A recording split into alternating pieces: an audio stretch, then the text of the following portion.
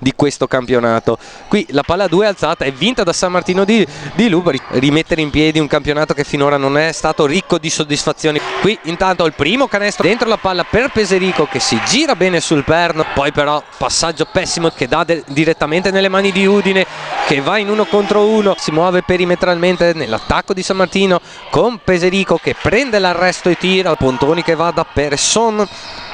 che poi dà la palla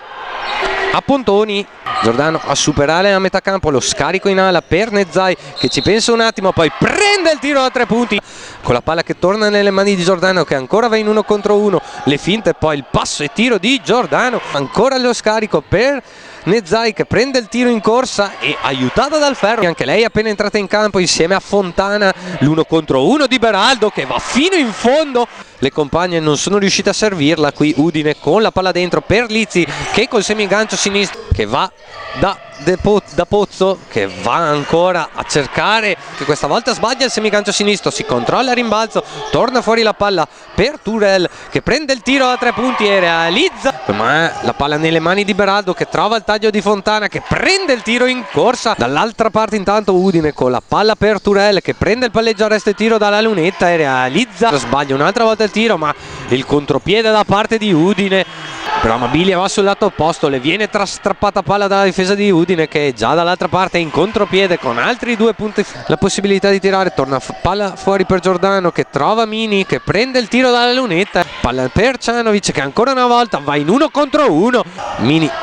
che ha un controllo difficile, poi parte in 1 contro 1 e va a appoggiare facilmente di Udine che va in ala con la palla per il tiro da 3 punti, Peserico che va in 1 contro 1 a cercare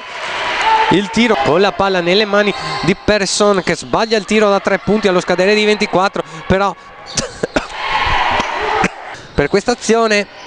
la palla dentro per il taglio di Arado, rimbalzo per Udine che è già dall'altra parte con Persson che prende il palleggio arresto e tiro e realizza, il possesso resta nelle mani di Udine che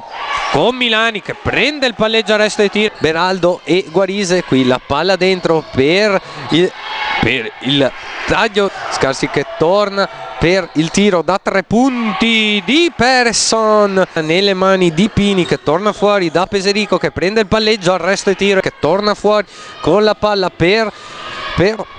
Sturma, rimbalzo controllato da Udine che è già dall'altra parte con il tiro da 2 punti, adesso va in 1 contro 1 verso il centro, cerca l'appoggio di mano sinistra, si cerca dentro Arado che vuole giocare l'1 contro 1, le finte, poi il passo e tiro fuori ancora, la palla si muove molto bene, arriva nelle mani di Braida, sinceramente dopo questo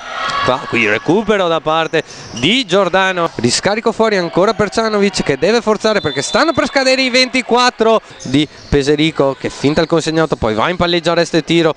aiutata dal Ferro che torna da Guarise, palla in ala per Amabilia che non ci pensa 2 volte, Persson che deve giocare in 1 contro 1, forzare allo scadere i 24, trova il Ferro ma Milani bravissima a rimbalzo, cerca dentro Pini pressata la difesa, torna fuori la palla per il tiro dall'angolo di Martina Rosignoli per la formazione ospite che prende il tiro da 3 punti con Turel, palla torna nelle mani di Giordano che va in 1 contro 1, lo scarico per Mini che prende Breda che torna da Blasic che va da Lizzi che realizza Frigo che torna fuori da Giordano in punta, dentro la palla per Pini che appoggia di tabellone, finisce così allora San Martino di Lupari, il punteggio di 49 a 63.